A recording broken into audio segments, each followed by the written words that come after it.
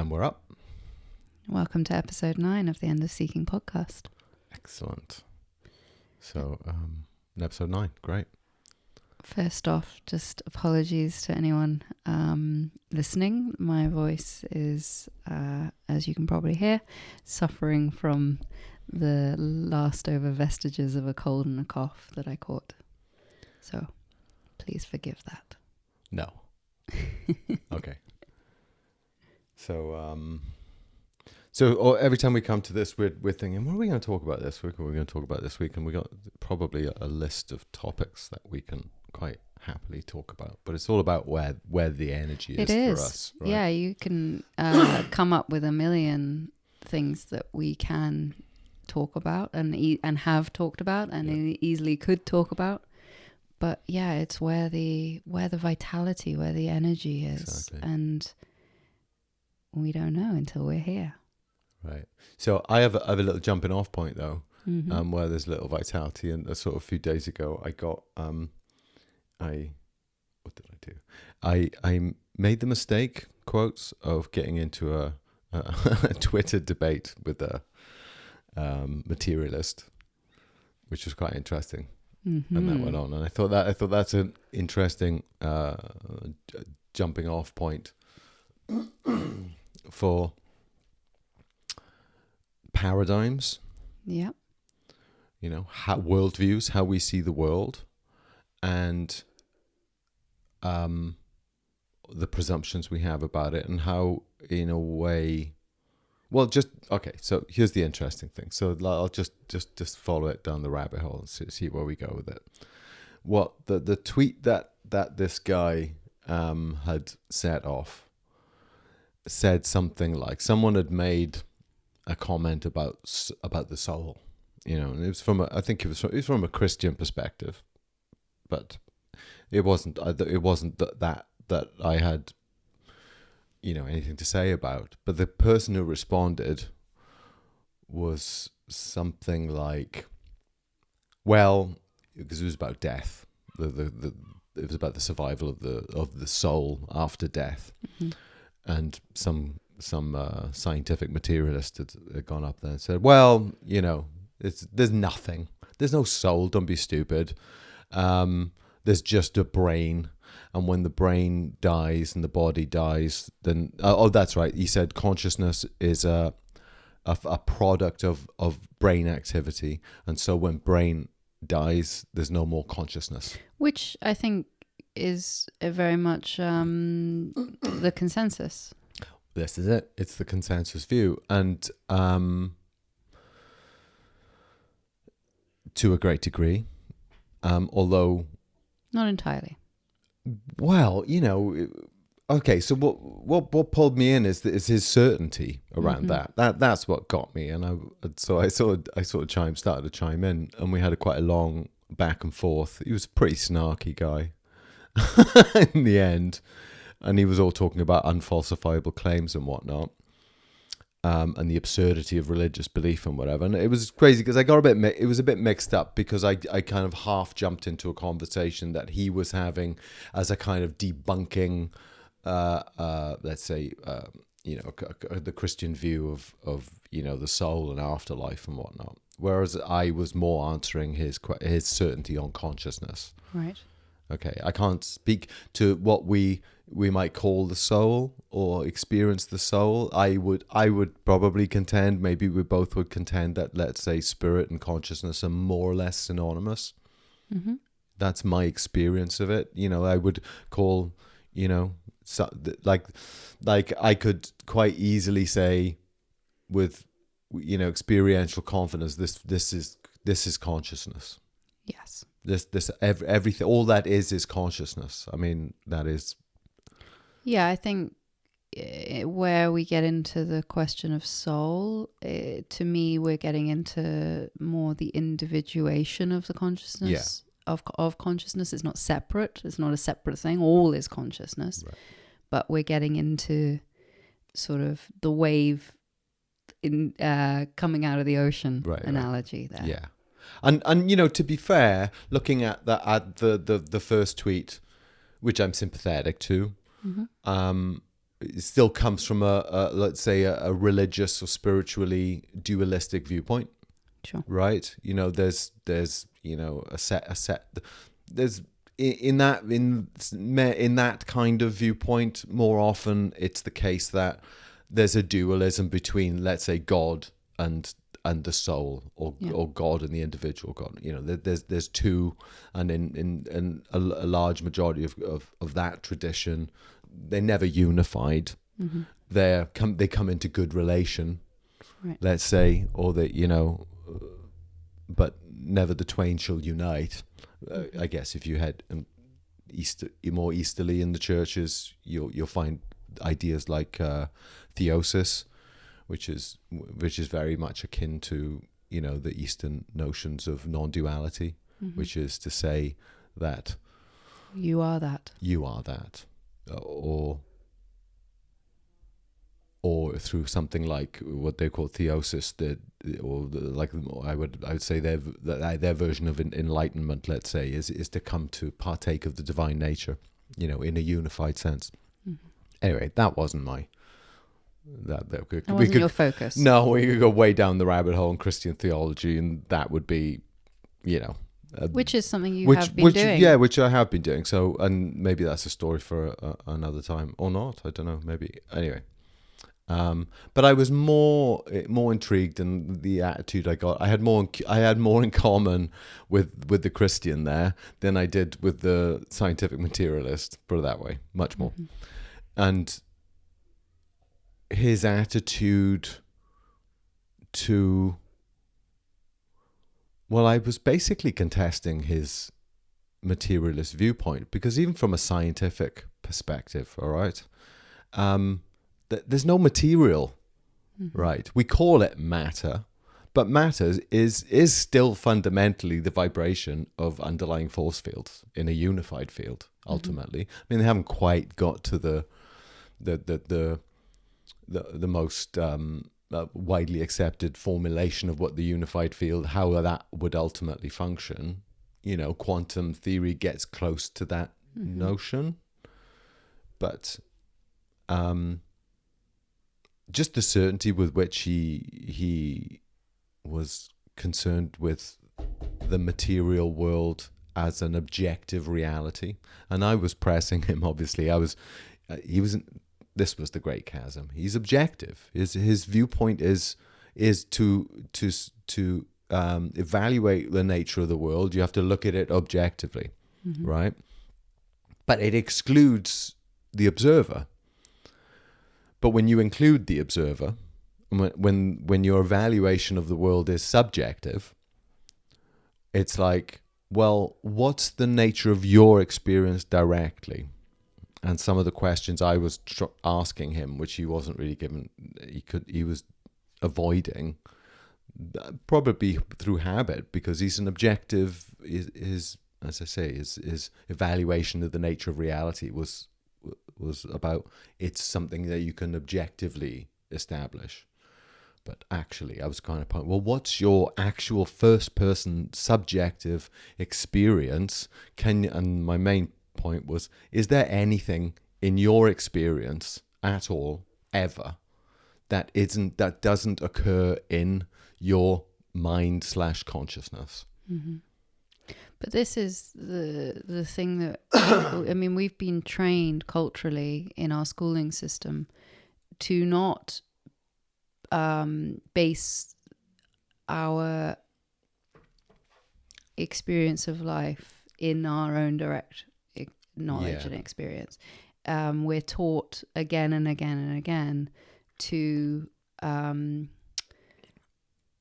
listen to knowledge and facts and figures that we are taught, let's say. And so what you're asking him to do is inquire. Self-inquiry. Yeah. And as you pointed out there, your annoyance with him, your initial annoyance with him was his certainty. Well, yes. And I wasn't annoyed. Yeah, okay, that's my word there. But I was definitely inspired to respond, put it that way. but it's the certainty, and actually, Yeah, when that's what I know. That's what I was getting. It's your certainty that bothers me, mate. Not. yeah, and the thing with self-inquiry is you have to come at it with humility, Yeah. which is the opposite of certainty. Yeah. You have to come at it with a curiosity and an openness and a willingness to discover maybe something that completely changes your viewpoint of life. And this was my point to him, was that he was dismissing all talk of consciousness as anything other than an epiphenomenon. My contention that the world is mind. It's experientially that way, and we have no evidence outside of it. Your use of mind, I just want to... Mind/consciousness. Yeah, because you and I use the word mind differently. Actually. Well, it is. You're not such a fan of it, but if you look at some of the Buddhist traditions, they're quite clear. Like Zen is very much into mind, I don't come from a whereas Buddhist. Advaita is very much into consciousness awareness kind of thing. Exactly. So that's why we have a slight difference in our language, because I don't actually come from the Buddhist point of view. No, I use them. I use awareness and consciousness more, but I find sometimes it's helpful to say the word mind, just to point someone in the direction of what we're talking about. And so I know what you mean. I just wanted, for the sake of the podcast, I wanted to just clarify what you mean by that at the start here, so that there's no confusion there. Yeah.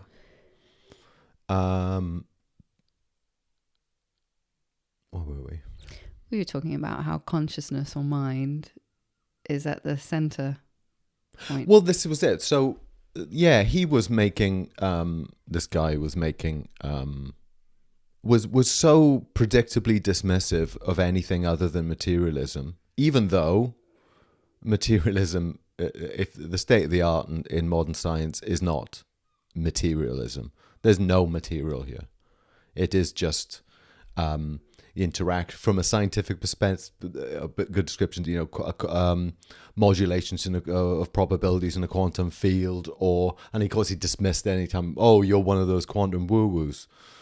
Okay, even just the non-material force fields of, electromagnetism, weak nuclear, strong nuclear, gravity. I mean, it's basic school stuff, These are all non-material foundational forces that everything, all the so-called particles are made up of. Yeah. Just vibrations in underlying fields/field.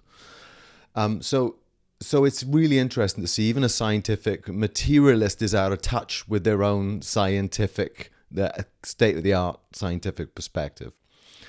But what I was offering here, my perspective alone, I'll die on this hill. But I wasn't offering that he accept any proposition that I was making without inquiry and exploration in his experience. So I know it wasn't as usual, and I get it.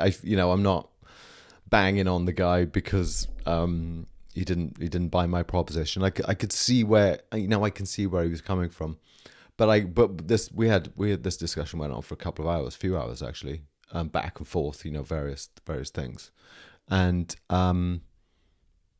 but at no point was he willing to look at his own direct experience. I mean, this is a massive problem. Yeah, I think. It was all a thought experiment to him. Think, he kept saying thought experiment. I go, it's not about thought, it's direct empirical observation. This is, if we as a culture were encouraging each other and our children particularly to start to look at our experience rather than just learn what we're told is our experience, our experience should be rather, our relationship with life would be founded in experiential knowingness rather than just knowledge. Yeah, and knowledge has its place. Absolutely. The scientific revolution, the scientific method and all that, is given rise to the civilization that we currently live in, for better and for worse. And I also, just to be, a devil's advocate, I also understand that subjectivity currently as it's currently understood, perhaps in our culture, is also getting a bad rap, because what we're talking about is feelings over facts. For Right. example, seems to be a Yes. and Yeah, yeah. and there's a culture war going on around that. Oh no, feelings are primary, and oh no, facts and data are more important, a way of understanding reality. So, but Well, it has to be a balance. well, my contention is that actually the subjectivity, as it's being currently used, presented, whatever, isn't true subjectivity, because our reality doesn't begin at our feelings. Right. In our emotions, is, so to say, what the true subjectivity that we're talking about is pure being, pure consciousness, observing its own modulations, its own arisings, noticing from. So it's this is the crazy thing. He's this sort of material scientist, and I'm offering a set of experiments for him to perform, so that he himself can observe the nature of reality from within his own experience. But it was just too great a chasm, basically, and we talked for a while, and then kind of we didn't get anywhere. Mainly because I'm not gonna concede to his to the kind of material prop. I don't even know where he felt that the materialist view of the world is even tenable given the state of the art. But and he wasn't desirous of looking closely at his own experience, because it wasn't a spirit. I mean, he started making some claims regarding consciousness, and I thought, well, does that stand up to scrutiny when you observe it? Is it an epiphenomena, or is it foundational? Is actually consciousness first principle? What was that? That came up this week. We were having a conversation about my guiding light. I think we talked about, and being that phrase, know that by knowing which all is known. Yeah. And like that was my guiding light for decades. Yeah. Seek the highest first. Seek the highest first. Seek first the kingdom of God, and then all things will be added unto you. That. And so, know that one thing. What is that one thing? What is first principles? Consciousness. The self. The self. What's Who am I? first? We're looking at it in a personal way there, seemingly. It's not, though. But it's like, who am I? Discover who you are, and all that. Yeah. All of this makes sense. Exactly. And it's the first thing in all experience. There is no experience without experiencer. And what is the nature of that raw, naked experiencer? Pure consciousness. And it's not a thing. It's not an entity. Thing. It's not a doer. It's not an objective reality. It's a subjective truth. And it's a subjective realization and recognition that the ground of all our experience is, in fact. And the first truth that can be even asserted is, I am. I exist as... Well, get rid of the I in some ways. Existence is there's but it is. I don't know. No, depends what you mean by I guess. Yes, exactly. But in our own experience, when we go looking for where the seat of our own sense of existence is, where am I? Where am I? Where do I find myself? We drop into our experience. And we go, I'm here. Here I am. I am my own sense of existence. This is where I am. Yeah. And that place of I am is thoughtless, sensoryless, boundaryless, formless. Just a simple knowledge of your own existence. Yeah. Prior to body, prior to mind even. Mind in the sense of, this is where we get yes, mind this thing, is where right? In Advaita and Vedanta, different schools or whatever, the awakening teachings, we'll talk about mind as often as talking about, the mind is saying this. We're talking about mind as content, but I'm talking about mind as the fundamental space, the intelligent, mind, the big mind. Well, great book for those who are interested. DT Suzuki's. No, it's not DT Suzuki. It's Shunru Suzuki. He wrote Zen Mind, Beginner's Mind, and it's a great little book. Great, it's good. It's a good one to have in your pocket. And he talks about that notion of mind as an entry point of our experience, because mind is here. Mind is where we are. Where are we what are we if not mind? But then he looks, well, you need to look at the nature of this mind that you think you are. And this is the phrase that we've often used, and I've tweeted before, is your mind in your body, or is your body in your mind? Mm-hmm. And it's that shift, realizing that consciousness again is primary, consciousness is foundational, consciousness is first principle, experientially as well as ontologically. Anyway, I was trying to share this perspective with a scientific, rational materialist. And how did that go? It didn't really. Down like a lead balloon, was it? Well, it's like trying to have a game of football, right, with someone, and he's on one pitch and you're on another. Or would it not be more like trying to have a game of football with someone who's having a game of rugby? Right. Maybe. Well, yes, exactly. But the point is, we're on different pitches. Right. Yes, yeah, maybe that's it. Yeah, all right. Because you're on the same pitch, Twitter in this case. Yes, exactly. Good point. Yeah. Okay, so we're playing different games. We seem to be playing. We're both thinking, well, we're both playing a game. Yeah. Right. And there is a ball. And there is. And there is a team. Yeah, but we're not conversing on the same There's no meeting of minds. There's no meeting of minds, and it was really beautiful actually. No hard feelings, because Twitter's fun, and but it anything like this, and I'm going, why am I bothering? And no offense, I just knew where he was paradigmatically by what he was claiming and about it seemed reality. That he felt the same about you. Yes. But of course he hadn't, to be fair on me, he hadn't even begun to seriously inquire into, the nature of consciousness, except in a cursory, right, even derisory manner. Anyway, what was interesting though was after that I'd had that long exchange, and you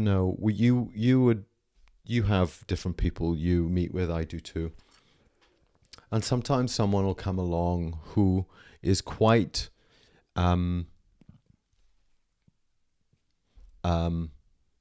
rational and scientific and in their thinking. Yeah. Right. They're intellectually intellect in the true sense of it, discriminating. Yeah. They've got very fine discrimination, sharp minds.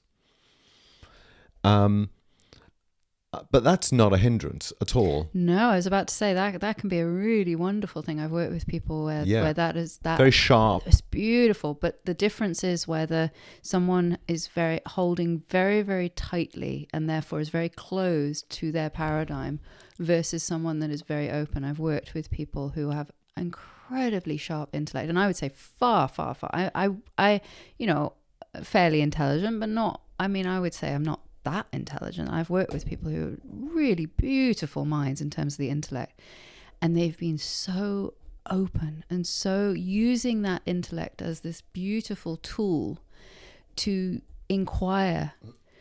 Whereas I've also worked with other people who are just as beautifully intellectual, but they're so close to their paradigm, they're so certain that actually their intellect then becomes a hindrance, not a help. Right. So it's this, and the difference for me is it is partly paradigmatic. I mean, the materialist worldview, secular materialism, for example, it's a very particular worldview.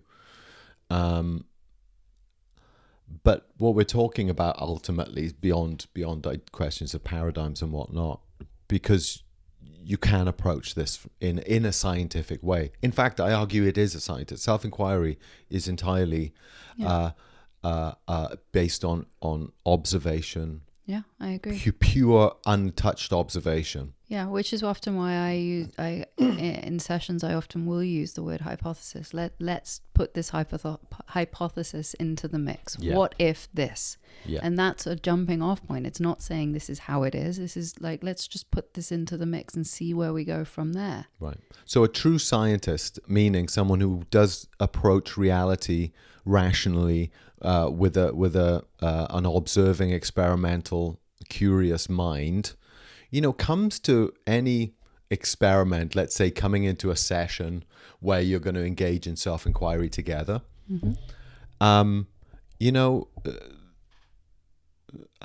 Suzuki, come with beginner's mind. That's purely scientific. It's saying be empty yourself of all notions, all concepts, ideas about what you think. I said this to this guy, what you think you know. Just drop it for now and purely observe reality and report what you're observing. Yeah. No matter what someone is pointing to, don't take them on the face value of that and actually see if it is observable. It's observably true in your own experience. Exactly. And the difference between someone who's in the thick of let's say a materialist paradigm and someone who has a really, really keen intellect, a good mind, but is willing to engage in the introspective process of self-inquiry, let's say, is the willingness to question and explore your foundational presumptions of the nature of your experience, just to observe them. And what I experienced with this fella on Twitter was that he would say, well, that's unfalsifiable and therefore I can dismiss it summarily. And I'm only asking him to look into his experience. Look right now in and from your own consciousness and see how that comes about. Tell me what exists. Have you ever found? Has anyone ever found anything outside of the first person experience of awareness and consciousness? Everything. I get it though. It's for someone who exists in the consensus reality, which is basically materialist. This is a really radical perspective. That what life is a field of consciousness. I think I mentioned to you when this whole thing was going on, I think I mentioned to you that, the trouble with what you were engaging with him in was that it required, you pointed this bit out, that it required a shift in paradigm. Yeah. And I think my response to that is the problem with a shift in paradigm is it has the potential to completely upend your world. Yeah, exactly. And not as it's no small thing. Yeah, and so as a protection mechanism of the ego, or what I would call mind, there's very little incentive for that. Yeah. Unless those cracks are already beginning to show. Yeah. If those cracks are already beginning to show, then life is moving shifting, in that way. But if those cracks aren't beginning to show, then those cracks will start to appear when someone asks you to go beyond your paradigm. And that is a very, very uncomfortable process if you're not already finding yourself within it. And so to me, it makes absolute sense why someone, and again, I'm not saying they're choosing to do that consciously or not. I'm just saying as a description of what might happen, to close down around even further the paradigm that makes sense currently. Because all we're talking about, see, this is the thing, right? We know this. All that we're talking about, this spiritual inquiry, self-inquiry, self-realization, it's just about what's true. There's nothing else. It's not about accepting propositions. No, It's about believing something. It's exploring not and about- discovering what's already actually true. And It's not about going out there and taking on a new set of beliefs. no, it's not. So, but I'll pick up on that point you made about the paradigm thing. I remember that came up in conversation when we were talking about this, wasn't it? And I remember someone I knew. No, they weren't particularly scientific, but the consensus paradigm. You know, you live. You're born, you live, you die. That's kind of it. Life is nuts and bolts. But them asking me, oh, what do you do? What's your work about? Or what's, and I remember sort of just giving some pat response to that, because in order for them to understand what I'm even talking about, it's not just about them. I can't meet them at their paradigm and explain to it from their paradigm. Okay, it requires in a short amount of time, you might be given enough space. You might be able to. This is the point, though. In all, her paradigm would shift. Yeah, which given enough space and time and openness, yes, is totally exactly. fine. But that's the point. This is paradigm shifting reality. If you're in a kind of if your worldview is sort of materialist, it represents a certain. I mean, people can you can short circuit that quite radically. I mean, you could be right in the thick of a sort of a worldview where the world is sort of a concrete place, and then have a glimpse. And that will just change everything, Yeah. The paradigms do shift radically, but I guess I'm... More often than not, that's not the way it goes, though, I would say.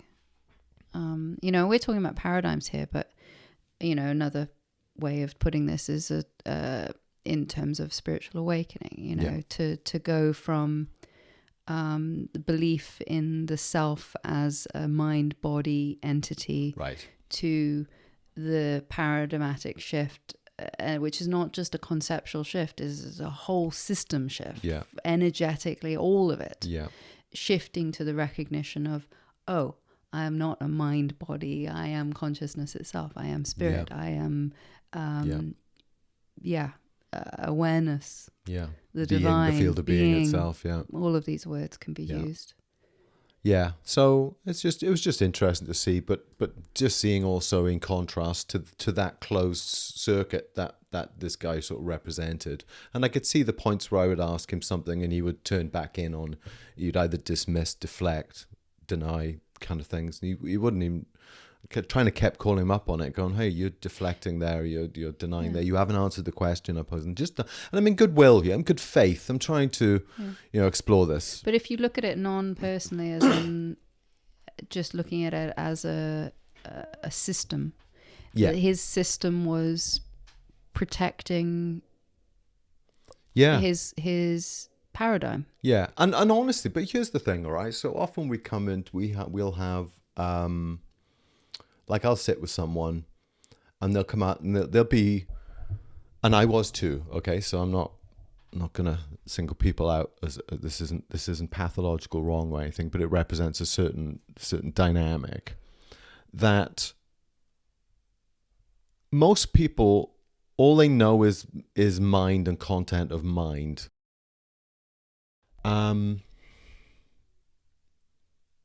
of the fundamental insights that comes on the path to awakening, and it's a huge one for most people, is I am not my thoughts.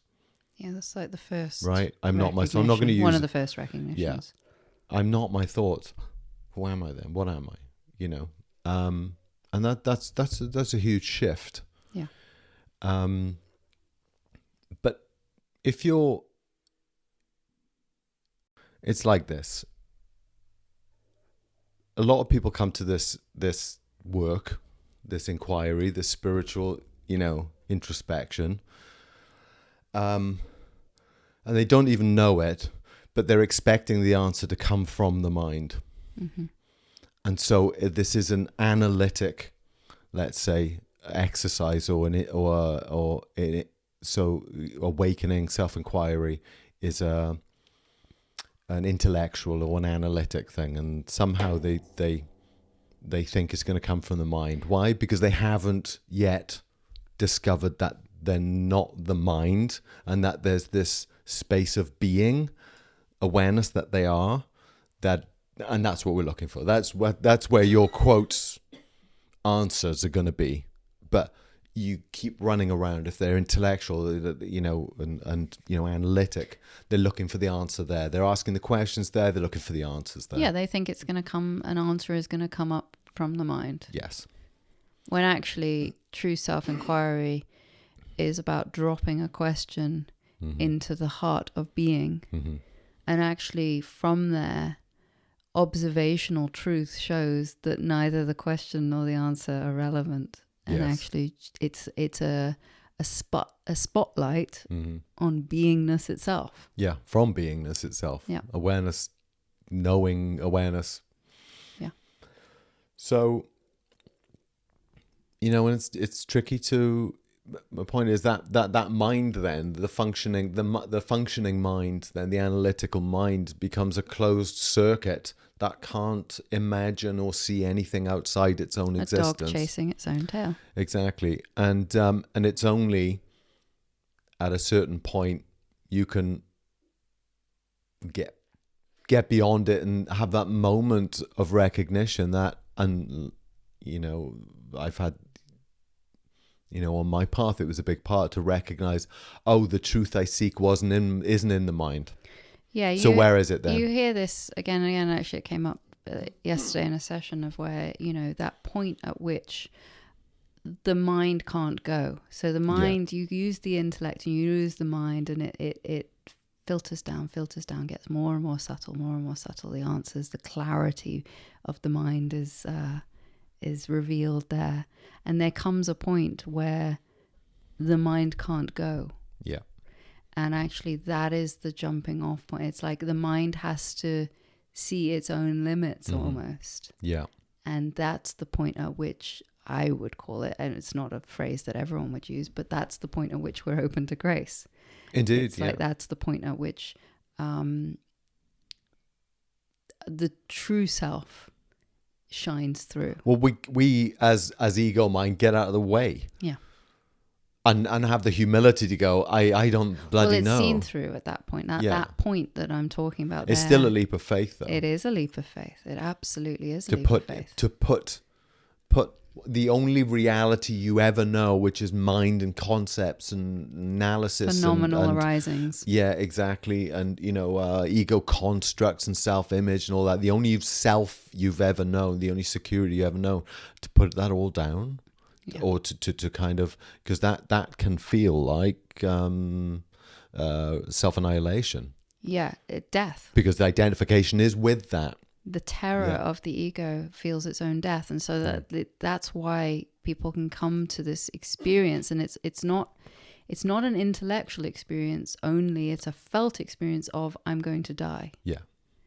But it's not the true self that dies; it's the ego, and the ego doesn't die. So this is actually interesting. It's just seen for what it is. Yeah. So this is you hear this bandied around in spiritual circles, and I was just about to say it myself. Yeah, sorry. The ego dies, but it's the belief of the ego as primary and as the seat of true self that dies.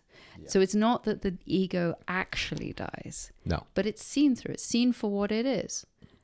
Well, it's in a sense the non-existent ego is a kind of a ever-changing cluster of sort of it's a description of a bunch of stuff that we call the ego. And it serves purposes to differentiate ourselves and allow ourselves to function in relation to quotes others. It's all sort of perfectly functional. But if it's seen as self, it's a use. If it's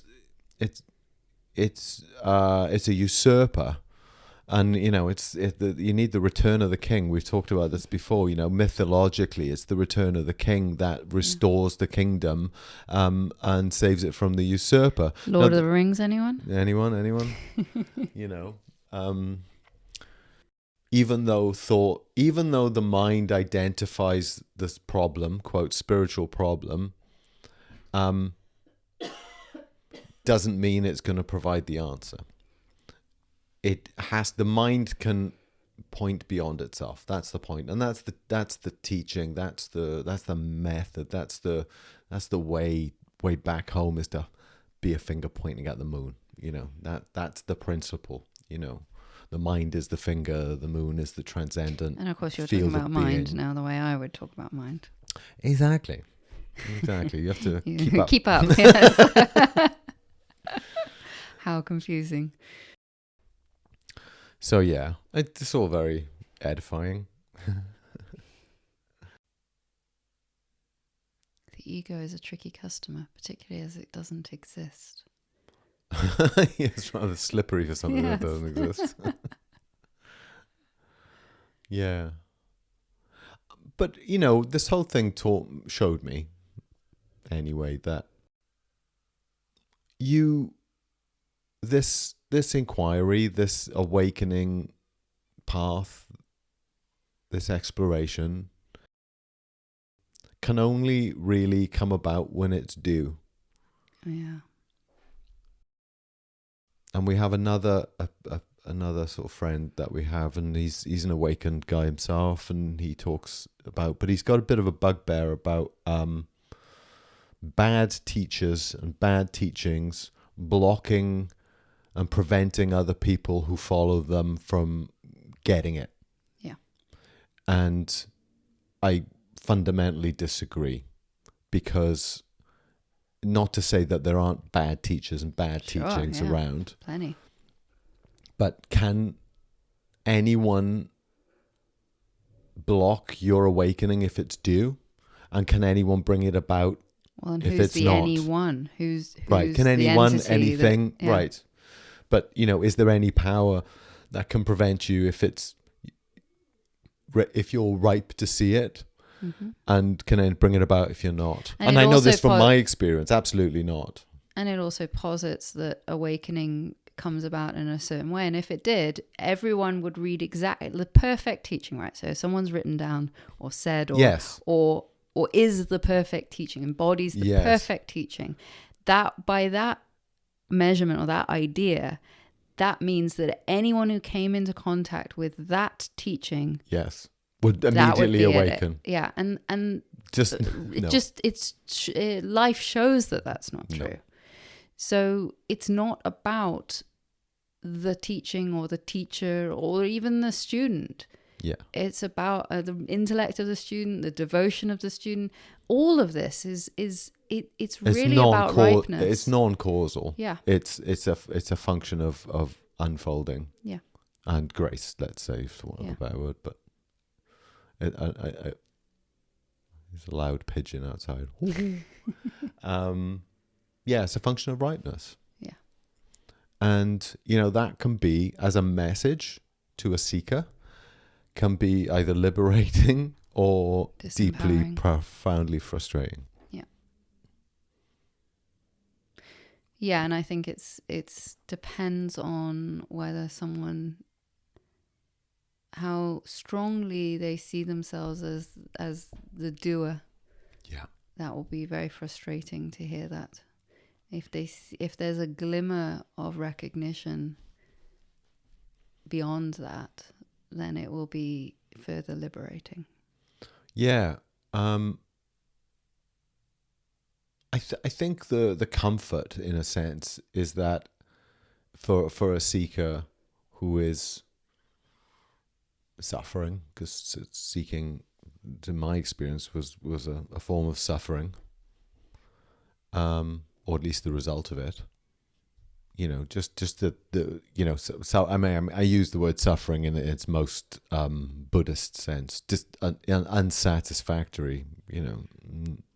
Life just doesn't satisfy. Nagging feeling of wrongness or something doesn't necessarily mean terrible, painful suffering. It's not always that way, but it can be. I keep losing track today. And you're not keeping track, are you? No tracks to you're give. in your You're in your cold mode, barely Yeah. able to talk mode. You're doing great, actually, Yeah. holding up. But I look to you for a cue to, what was I talking about? And you're like, no, I don't know. Well, I'm like that to be fair. Most of the time, sometimes people go, well, "What did you just say? That was great. What did you just say?" And I'm like, "I'm not got a clue." Yeah, life's a flowing moment, and when it's gone, it's gone. Yeah.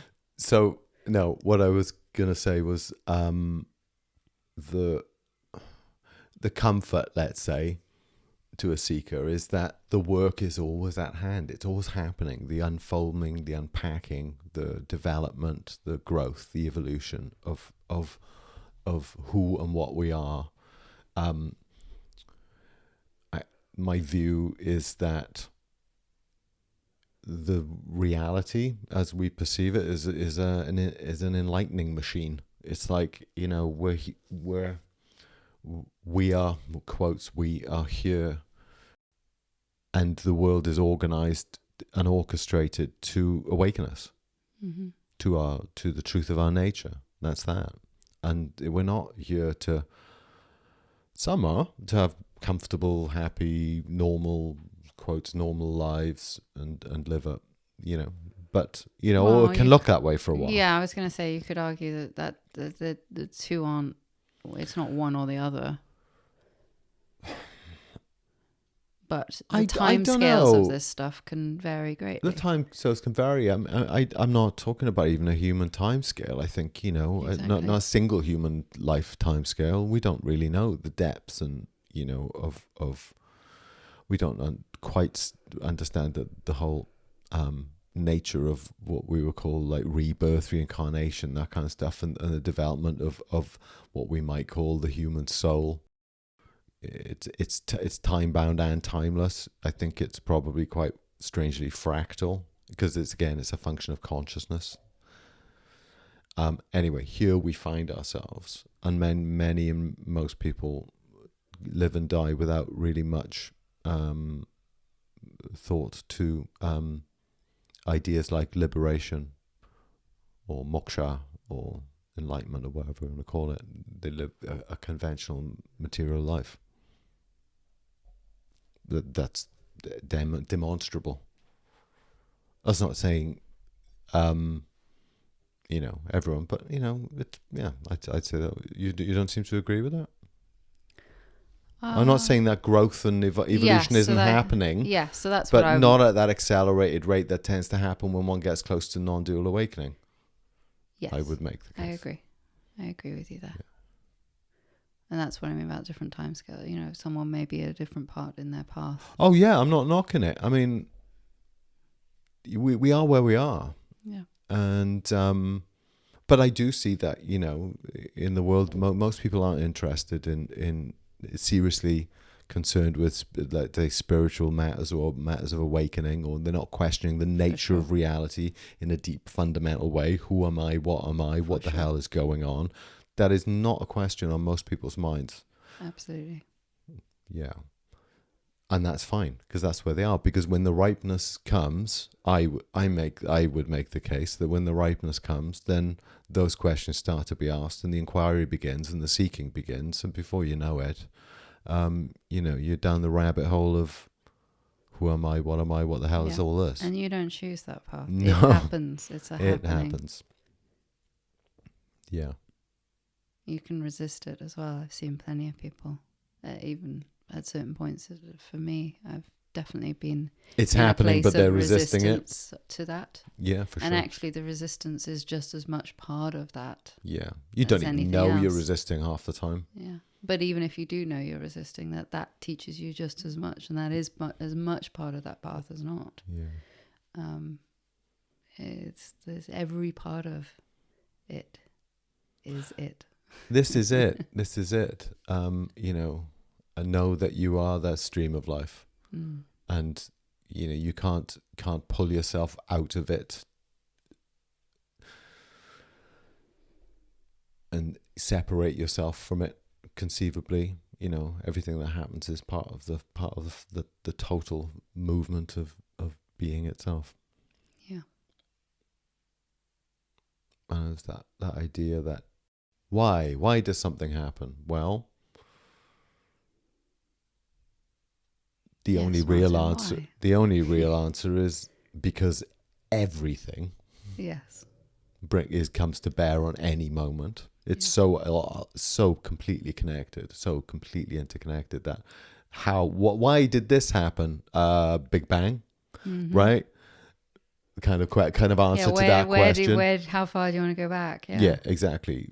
Because everything is so completely, every moment is so completely independent. Or the other answer is nothing at all. Why? Because it just simply is right now with no causal connection to any other thing.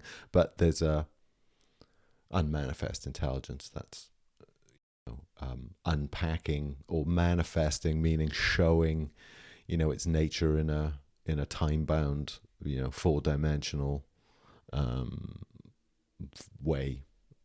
Someone asked the other day, and I want to get your view on this. We were talking about this intelligence that you touched on there, and traditionally there's an idea of that intelligence as an entity like God, for instance. Right, another. Yeah. And I was trying to point out that it would be akin to saying doing is happening and there is no doer. And this, what I was trying to point out was that intelligence, you're ascribing that to the supreme intelligence. Okay. Not other. No, I don't say it's other. I'm not saying you're saying it. I'm saying most people think of that. Right. When you talk of intelligence, like God with his hand up your butt, exactly. operating you like a puppet kind of thing. Exactly. And so I was trying to communicate that when I say that sort of intelligence of life, I'm not saying that it is a person with intelligence. No. Even if that person is not a human person, but a God person, let's say. Right. I'm saying there's intelligence is. Yes. In the same way doing is. Well, this is in this conversation with this guy I was having, he at one point we hit on something that this touches on. He said something like, "I don't believe such a thing as God exists." And I'm going, and my response to that is, and God is a tricky one, right? As a descriptor. Yeah. It's got there's a whole lot going on there. Concepts and ideas around that. Is God and the self, big S self, synonymous? You get into the realm of sort of theology, and if you're in the non-dual, then, you have people like, even in the Christian tradition, people like Meister Eckhart saying, basically the eyes with which you see the world are God's eyes. The ground of the self, the ground of the soul, and the ground of God are the same ground. Yeah. So there's not an otherness, and you can make the case that the idea of God is a reflection of the self, and whatever. There's a whole way to look at this, but the way not to look at it, and what I offered up to this guy when he said, there's no such thing as God, or God's not a thing, and I was like, no, God isn't a. I said, you've got a very provincial, parochial view of what God is, man in the sky.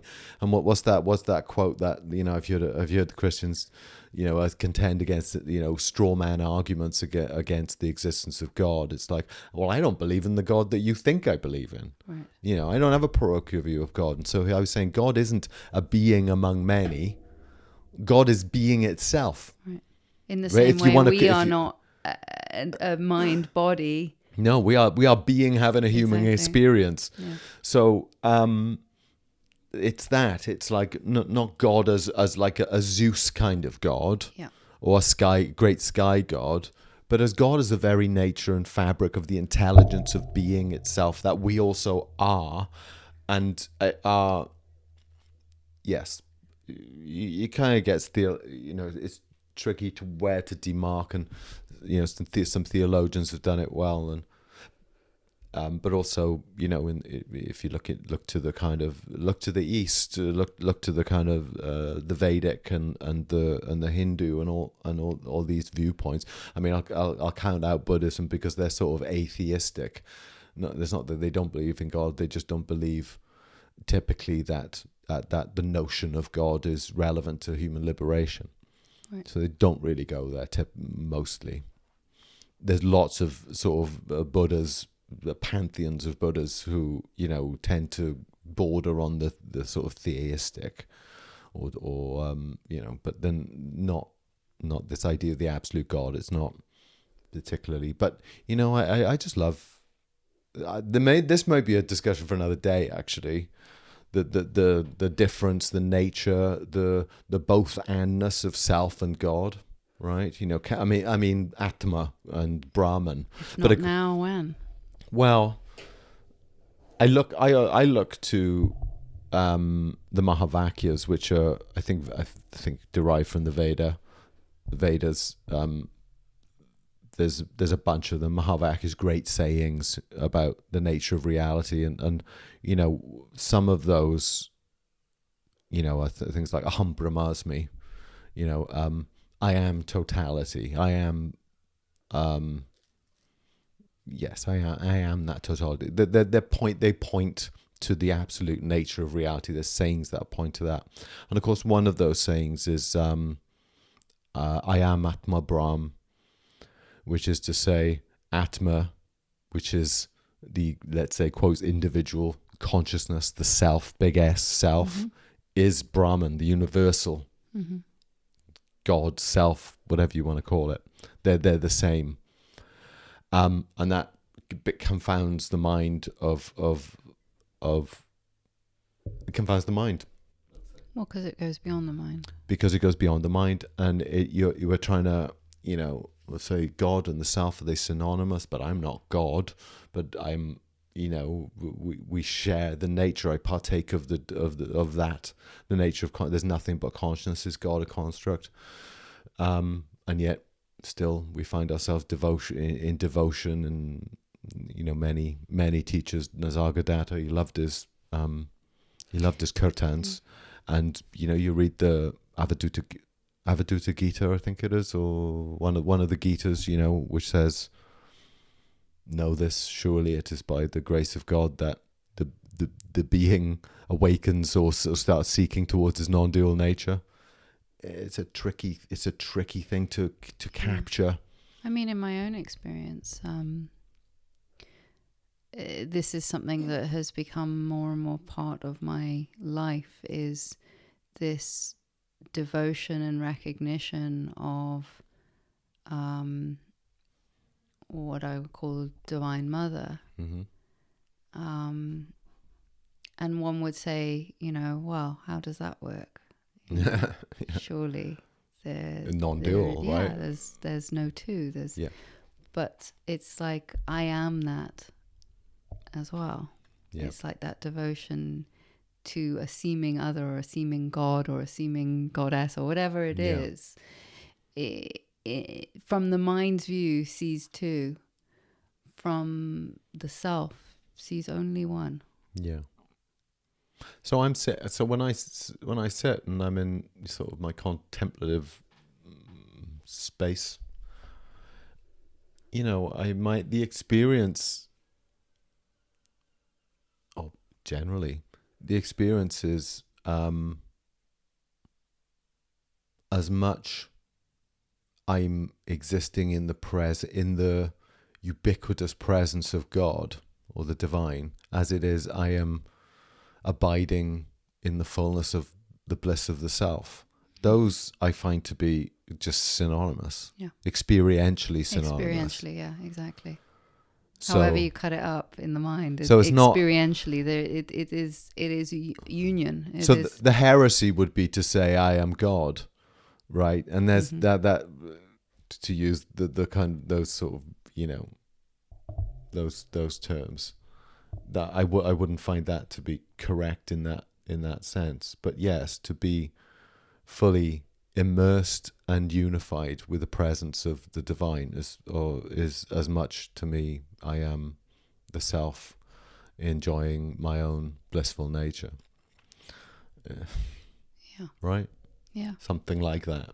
Even though, something that we've talked about recently.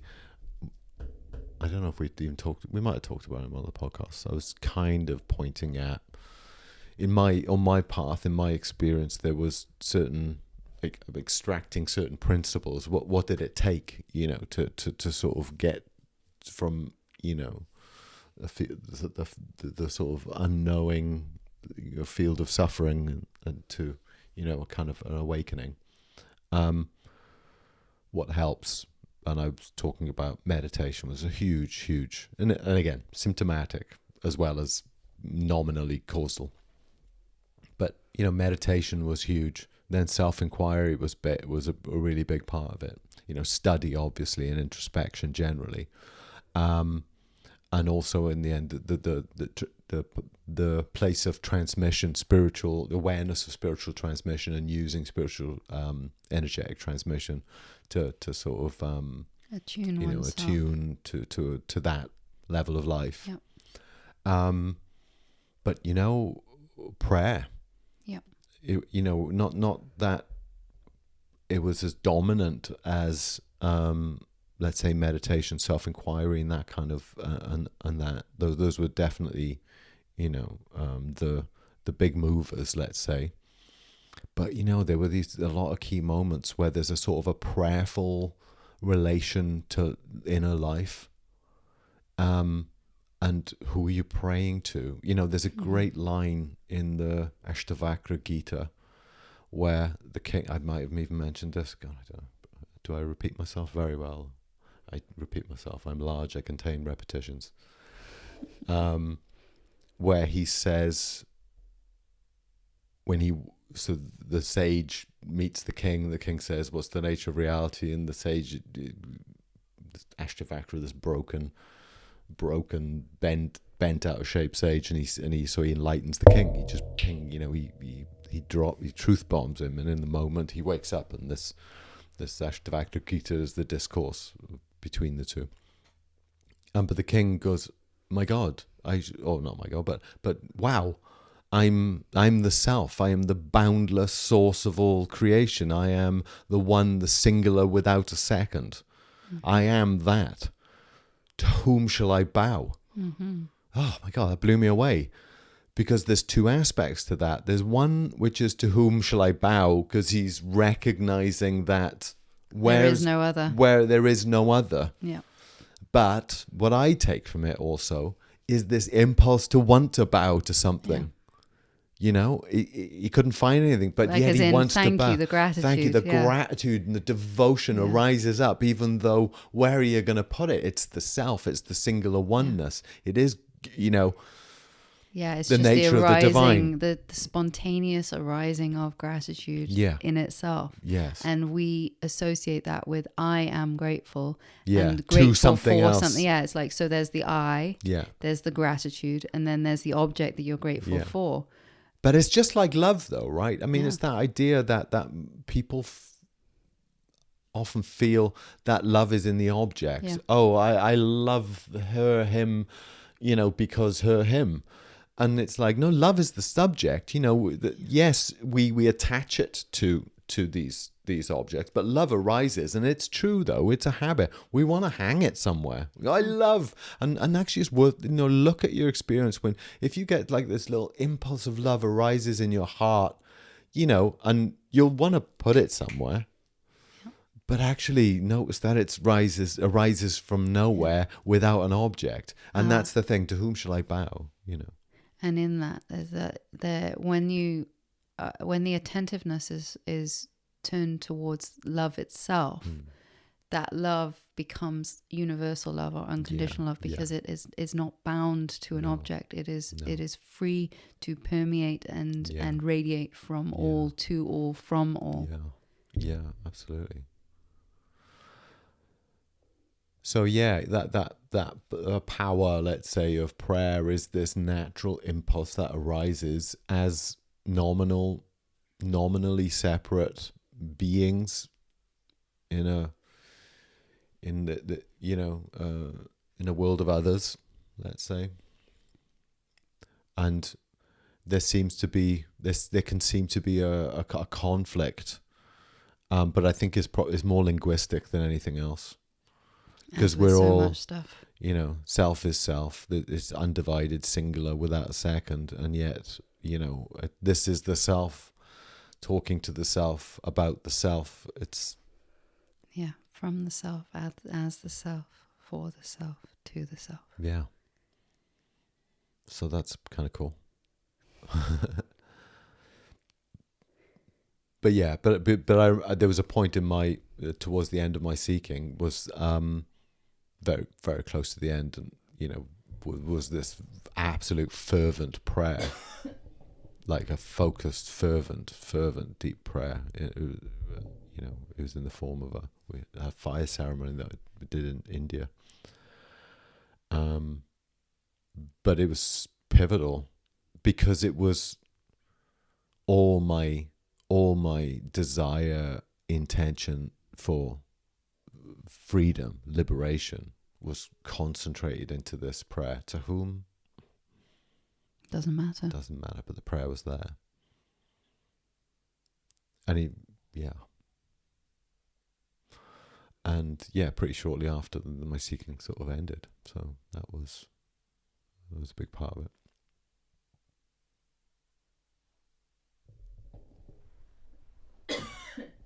Sorry. Bless. You're doing well. Coughing over there in your...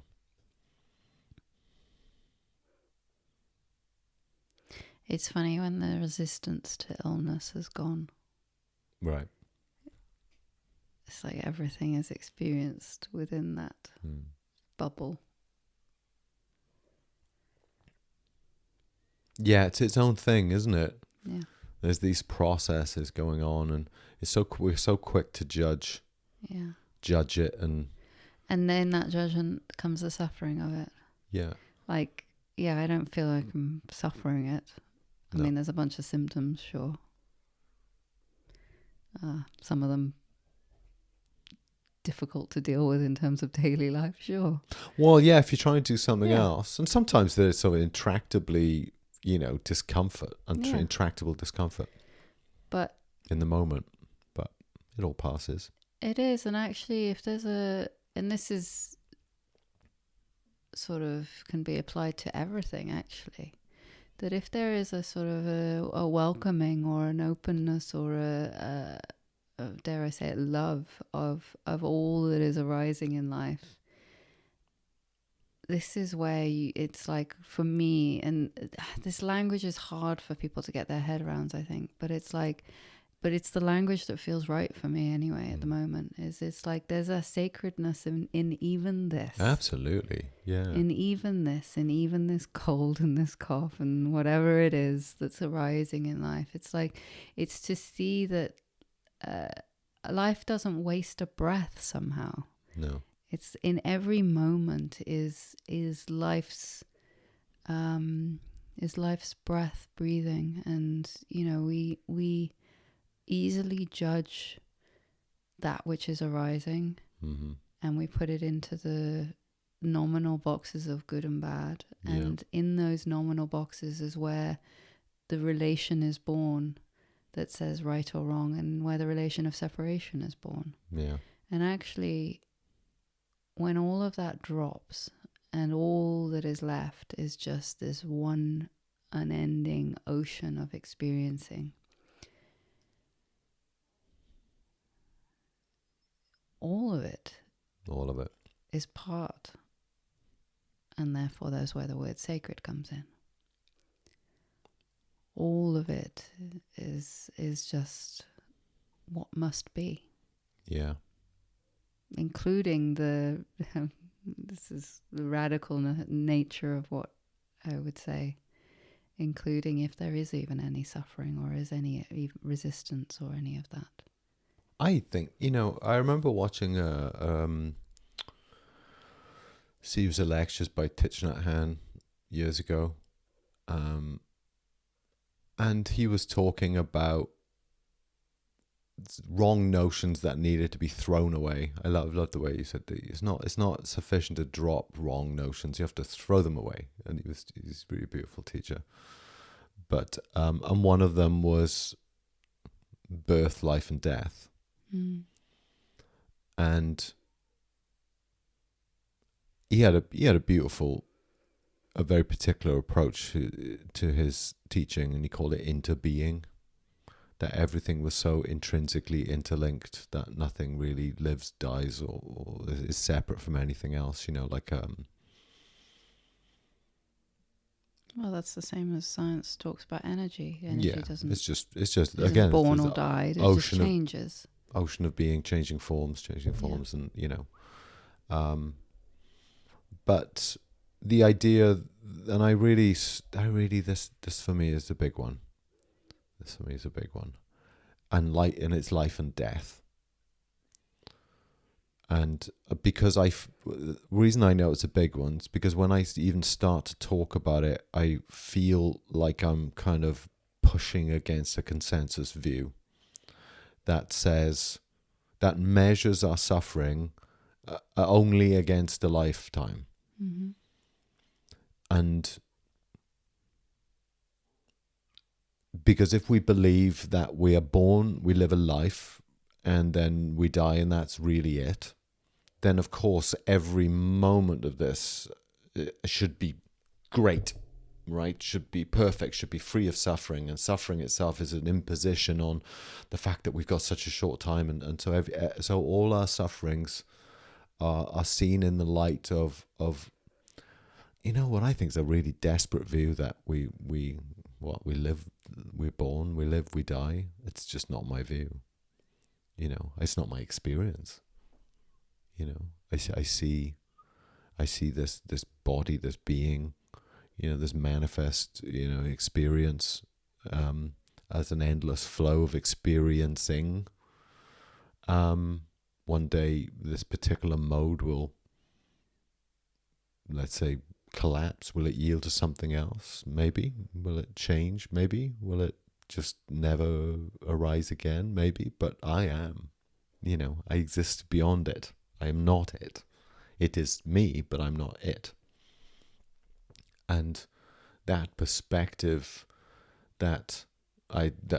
there's the Krishnamurti perspective. He said, my secret is I don't mind what happens. So, coming into your true sense of your being, which is that boundless, timeless, eternal existence that's beyond all phenomena, but also includes all phenomena. The fear of death, as I go there, the fear of death is much. Don't get me wrong. My body would probably want to run away from a tiger for sure. Yeah, but that's often more about bodily harm as well. Yeah, exactly. And we don't like pain, and we don't like it, and I get it, and I do, and who wants it? But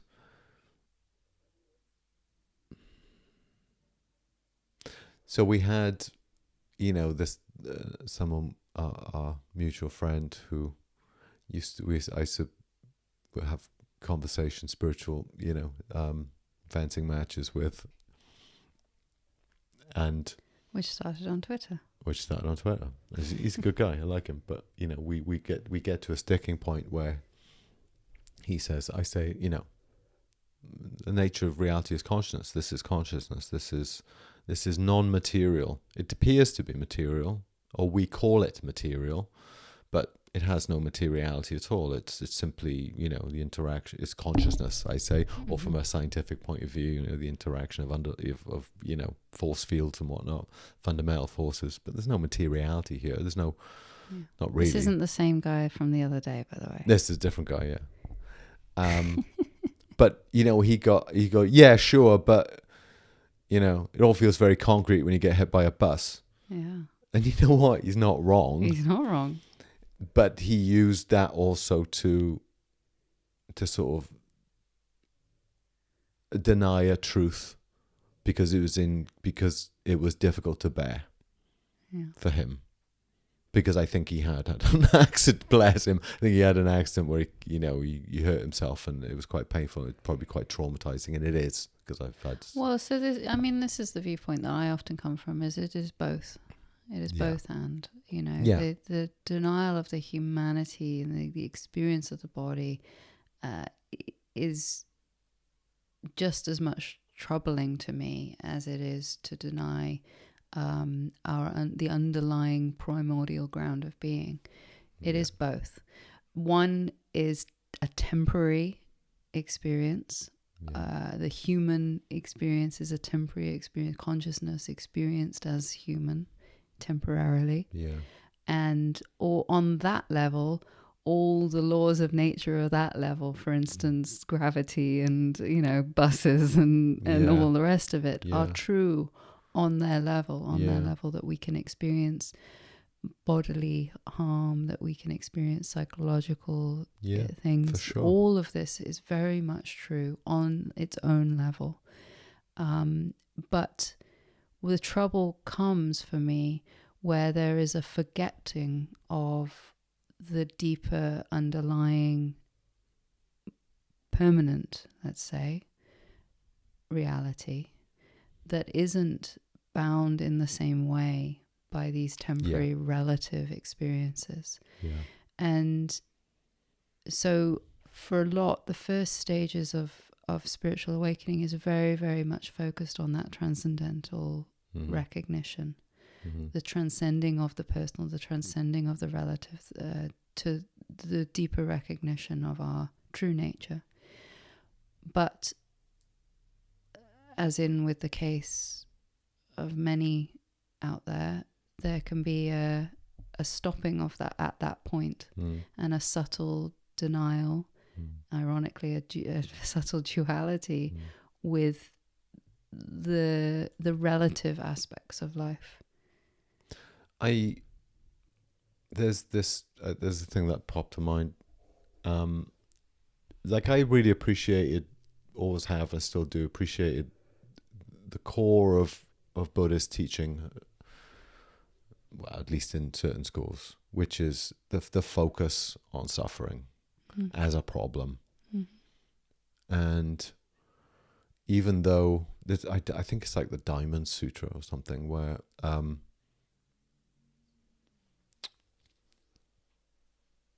the Buddha's in a discourse with one of his devotees, and he says, tell me, Buddha says, rhetorically to his devotee, has not the Buddha got, more merit than the grains of sand and infinite worlds on infinite beaches kind of thing, on infinite world? And he goes, yes, the Buddha has that merit, and tell me, isn't the Buddha's compassion, greater than all the blah, blah, blah? And he goes, yes. But also tell me, is it not true that the Buddha as such doesn't exist, that merit as such isn't real, that, in fact, all this is a construct of consciousness kind of thing? I'm paraphrasing badly. The Buddhist among you can correct me. I would really love to hear what you have to say. But that notion that, it's both and. It's both and. But it speaks to this thing about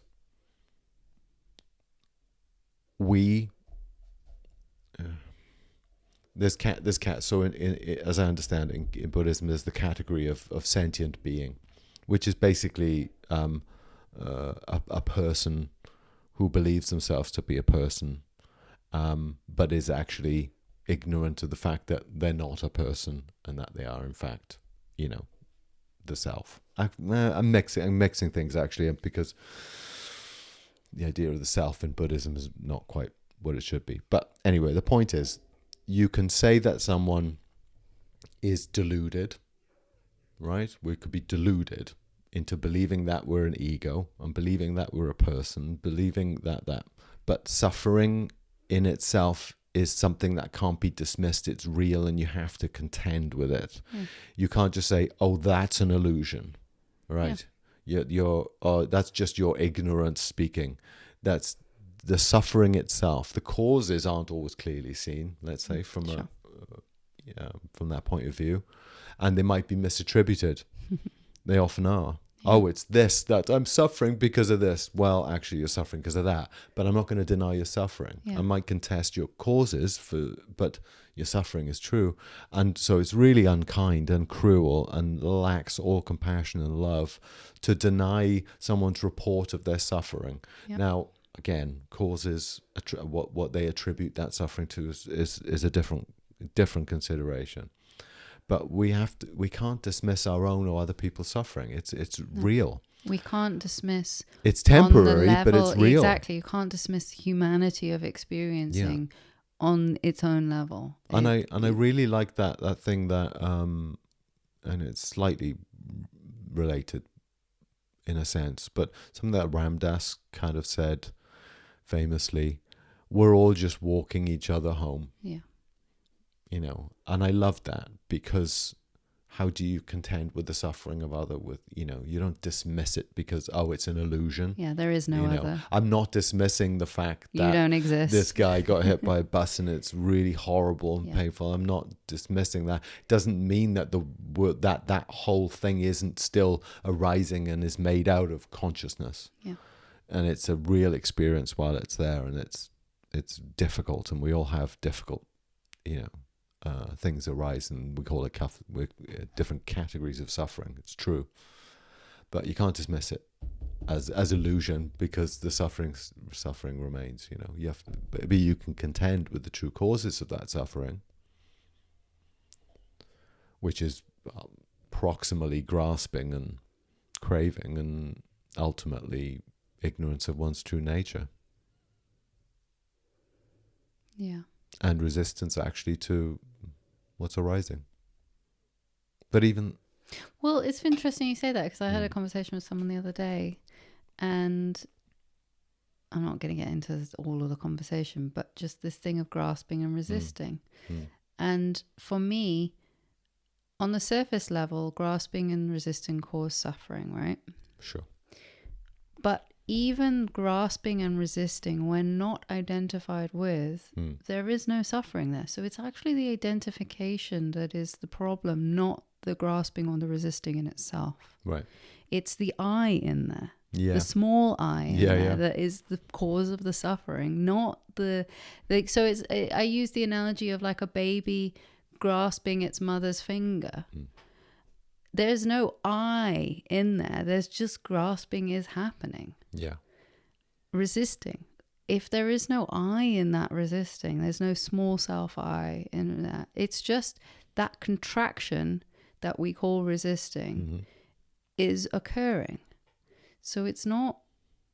I mean, it's a shorthand. We use these resisting and grasping. Well, we use them as a shorthand. Resisting's let's say, a provisional teaching. Yeah. Right? Because it implies a duality. Exactly. Resisting. I resist something. Two objects. Two objects. Pushing one against another. But from a non-dual perspective, from perspective of just pure observation, even this, there's simply what's arising. Exactly. There's a singular arising, and there's a contraction there. If we then step into that, as you say, identify that, step into it, then we start to chop it up. Oh, well, there's me, and there's the thing, and there's the resistance. And I need to get rid of the resistance. Yes. And so that it is a provisional teaching, and it does work to a point, but there is a point that even that breaks down. Yeah, so you're bringing them back to that point where they can observe, oh, this is just simply even what's that arising. Contraction, because I meet people a lot where it pertains to no one. I meet people a lot where they may have a contraction in the energetic system, which obviously correlates quite frequently, at least, to a belief or a thought or an idea or a conception. Yeah. And they're trying to get rid of that contraction, or they're trying to get rid of that concept, or they're trying to, however we describe it, that's what's happening, is there's a sense of I shouldn't have this. Yeah. And as a provisional thing, sure, there shouldn't be a contraction of or resisting to stop resisting.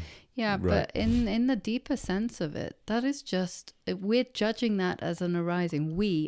Small I is judging that as it's all caught up in the matrix of that. Exactly. And actually in the bigger picture of it, and this is where I point to, to not resist your resisting, and to actually follow that all the way down until there is no one left to either resist nor not resist. language there. But no, you're right. But then you're reestablishing themselves in as consciousness, as awareness, knowing what's arising, but completely uninvolved, and recognizing the singular nature of it all. And in that uninvolvedness includes all of the involvedness. That's the beauty of it. It includes all of the human frailties of resisting and pushing away and avoiding, but at the same time, just apart from it. Exactly. And that's the notion, transcendent and immanent. Exactly. Or rather, so people assume there's a distance thing there, like a dissociative distance, and I would say there's a bigger picture. There's a backing up. There's a broader perspective, not a distance. It's not a distance a thing. wider context. Exactly, a wider context that reveals that. Yes, that too is included. Yeah. That too is arising within as to and from me. Well, as consciousness. Well, it speaks to that. I think it's Jung who was of the opinion that problems aren't solved. Might be Einstein, but again, I think it was Jung. But in a psychological sense, that our problems aren't resolved on the level of that problem. No. They're resolved by transcending that problem. And transcending is to step out of the field of the problem there. Yeah. And so that's what you. But it's not to bypass. But it's transcend and include. Yeah, exactly. It's a very Ken Wilber thing, isn't it? You transcend it, but you include it. Right. Okay. Yeah. It's not to bypass, because there's a lot of talk about spiritual bypassing and stuff. It's not to deny it or to get rid of it. It is actually the ground or the context by which it can be included. Yeah, and that's why I point to Wilber. One of his fundamental observations in his research in terms of the spiritual stuff is to grow to the next level, is to transcend it, but also you include it. Yeah. So and that's the motion that you're doing. Get out of the field of the problem, see it from outside, but then it's also included and embraced by you. But if you just do the transcend bit, and then it's a subtle rejection or a subtle duality, it kind of shadowed somehow. Exactly, and there's a subtle separation there, and you're suffering it, and you think, I shouldn't be suffering because I'm transcend. I'm the self. I'm pure self, pure awareness. Yeah. I don't know. I can't speak for all this. This human stuff. There is particularly early stage of awakening. There can be a denial of human experience. And actually, so here's the thing: is I think it's not entirely incorrect or wrong, because if we're caught up in the human stuff only, we fail to see the bigger picture of transcendence. Yes. And so the early stages, it is a very much a this not that. Yes. Viewpoint. It's still what Adyashanti called this. You get it down to a sort of, what do you call it, a manageable duality. Yeah. The self becomes this pure consciousness, and then all the other stuff is other. But you're still left with a duality. You've got a. Well, those are the later stages of awakening, where just the whole notion of separation is sort of erased. Yeah. Because it's seen to be untrue. And of course, there are no stages or levels of consciousness, but there are veils that occlude the non-dual recognition. Yeah. I think I need to stop for today. My voice is feeling like it's on its last legs. Okay, good. Well, that was fun. All right. Well, thank you for listening, and see you next time. Bye. Bye for now.